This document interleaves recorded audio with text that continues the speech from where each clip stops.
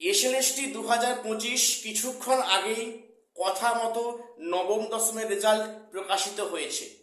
সবই ঠিক আছে, রেজাল্ট পাবলিশ হয়েছে কিছুক্ষণ আগে এবং সেটা কিন্তু তার প্রায় 1 ঘন্টা আগে একটা বিজ্ঞপ্তি প্রকাশ করে, যে সেখানে বলা হয়েছে আজকের এই নবম দশমের রেজাল্ট পাবলিশ হচ্ছে এবং এটা কিন্তু আউট অফ 60 মার্কসের উপর ভিত্তি করে। এটা মানে যে তোমাদের রিটেন এক্সাম বা বড় ওএমআর যে 60 মার্কসের পরীক্ষা হয়েছিল তার ভিত্তিতে একটা স্কোর এখানে প্রকাশ করা হয়েছে। এটা কিন্তু অলরেডি কয়েক ঘন্টা আগে এটা বিজ্ঞপ্তিতে প্রকাশ করা হয়েছিল এবং তার কিছুক্ষণ পরে কিন্তু বহু প্রতীক্ষিত সেই নবম দশমের রেজাল্ট প্রকাশিত হলো। কিন্তু এখানেও একটা কিন্তু রয়ে গেল, কি সেখানে শত চেষ্টা করেও কিন্তু ওয়েবসাইটে ঢোকা যাচ্ছে না, ওয়েবসাইটে প্রবেশ করা যাচ্ছে না।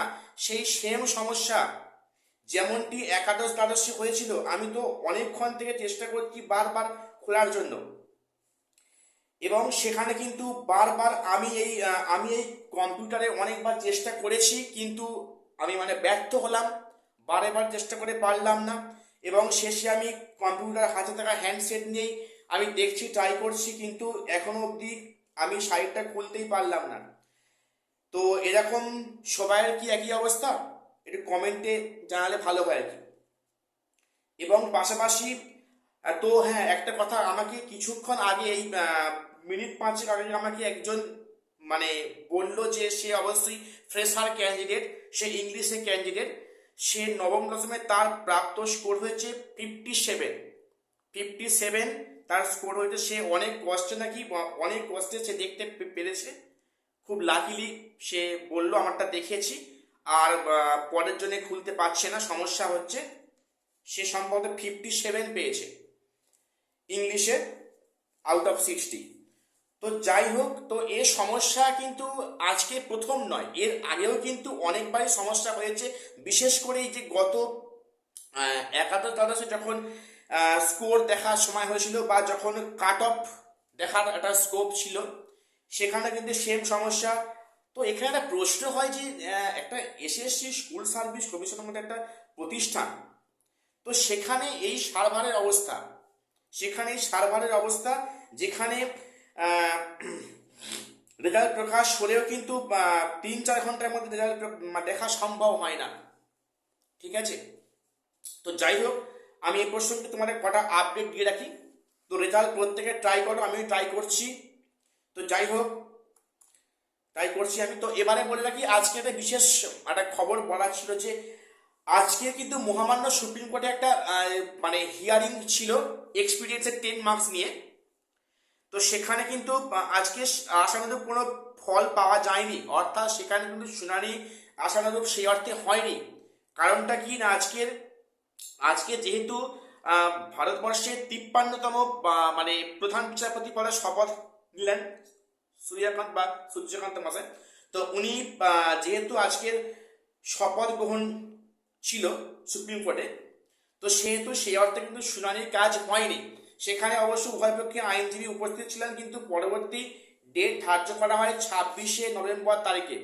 আশা করা যাচ্ছে সেখানে একটা নতুন ফয়সালা কিছুটা হলে হয়তো হতে পারে। আগামী 26শে নভেম্বর তারিখে কিন্তু পরবর্তী শুনানি ধার্য করা হয়েছে।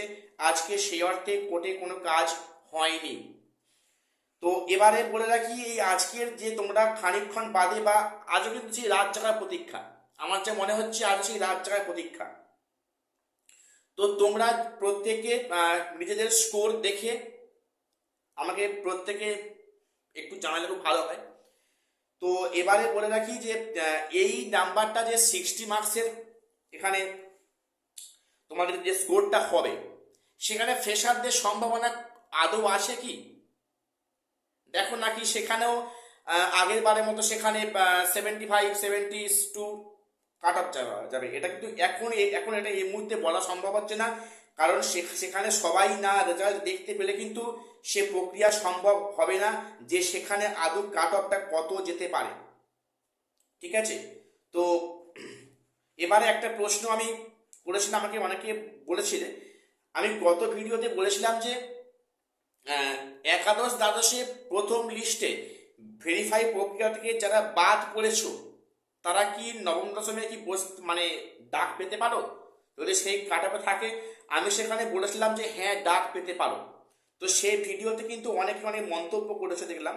তো যাই হোক, সেখানে আহ, অনেকে বলছে না ডাক পেতে পারে না। তো দেখো সেখানে কিন্তু যেহেতু এই কেসটা সম্পূর্ণটা কিন্তু আহ, একাদশ দ্বাদশের কেস, সেখানে যদি প্রার্থী পদ বাতিল হয় তাহলে কিন্তু সেক্ষেত্রে মনে হয় না 9-10 কোনো সমস্যা হবে বলে।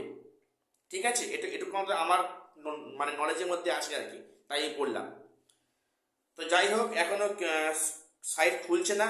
তো প্রত্যেকে কিন্তু ট্রাই করে যাও, কোথায় ট্রাই করে যাও, এখন না হলেও অন্তত ঘন্টাখানেক পরে ট্রাই করে যাও, সাইট হয়তো রাতের দিকে খুলতে পারে। ঠিক আছে, তো আজকে বেশি ভিডিওটা লেন্দি করছি না। প্রত্যেকে স্কোর দেখো এবং প্রত্যেক কমেন্ট করে জানাতে ভুলবে না। তো এটা শেষ করছি, দেখা হচ্ছে পরে কোনো আপডেট নিয়ে। নমস্কার।